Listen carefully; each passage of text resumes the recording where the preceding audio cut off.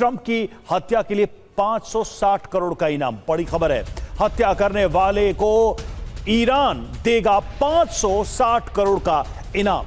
और ईरान की संसद में असैसिनेशन बिल पेश किया गया। नेतन्याहू को मारने पर भी 560 करोड़ मिलेंगे। ईरानी संसद की राष्ट्रीय सुरक्षा और विदेश नीति के चेयरमैन इब्राहिम अजीजी ने यह ऐलान किया है।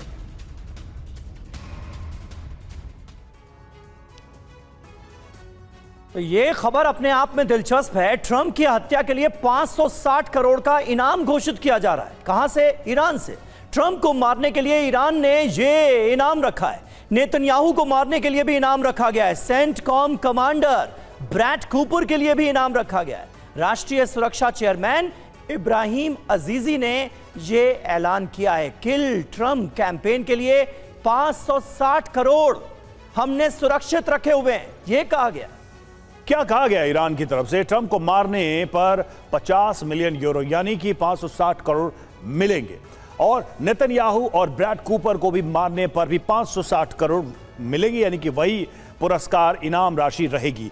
रकम किसी व्यक्ति या समूह को दी जाएगी जो हत्या करेगा। धार्मिक और वैचारिक मिशन के तहत इनाम का ऐलान किया गया। हत्या के लिए ईरान संसद में असैसिनेशन बिल पेश किया गया। त्रिपाठी सर, ये तो बहुत aggressive gesture, posture, stance Iran का है। कहां ईरान डर रहा है? और सवाल यह है कि क्या इस पूरी सिचुएशन को अंततः एक अरब वॉर में कन्वर्ट करके अमेरिका निकल लेगा, इजराइल निकल लेगा? क्योंकि आज ही हमने खबर चलाई कि इजराइल ने अपनी ज्योग्राफी बढ़ा ली, उसका दायरा बढ़ गया है, जमीनों पर उसने कब्जा कर लिया, वो फायदे में है। अमेरिका अपना जो भी मोटिव हो करके यहां से निकल जाएगा। बच जाएंगे वो अरब देश और ईरान। त्रिपाठी जी, आप ही से सवाल था।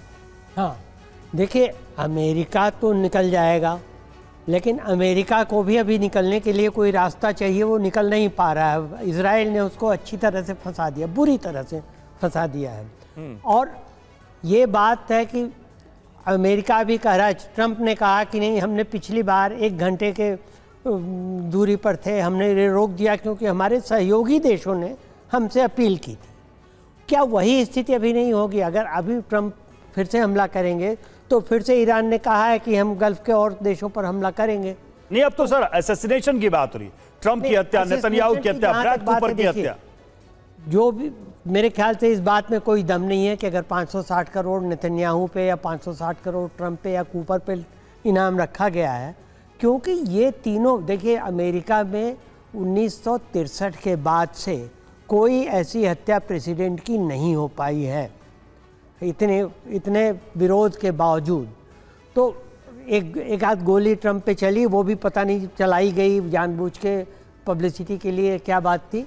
लेकिन यह है कि अमेरिकी राष्ट्राध्यक्ष की, इजरायली राष्ट्राध्यक्ष की और अमेरिकी सेनाध्यक्ष की जी सिक्योरिटी इतनी मजबूत है कि ये कुछ भी नहीं हो सकता ये इतनी जल्दी। सर, लेकिन कैसी सिक्योरिटी की गोली कान छू के निकल जाती है? थोड़े का ही तो फर्क था। वो मेरे ख्याल से प्रायोजित थी। मुझे अभी भी लगता है कि वो प्रायोजित थी, ये दिखाने के लिए कि ट्रंप की पॉपुलैरिटी थोड़ी सी बढ़े इसमें।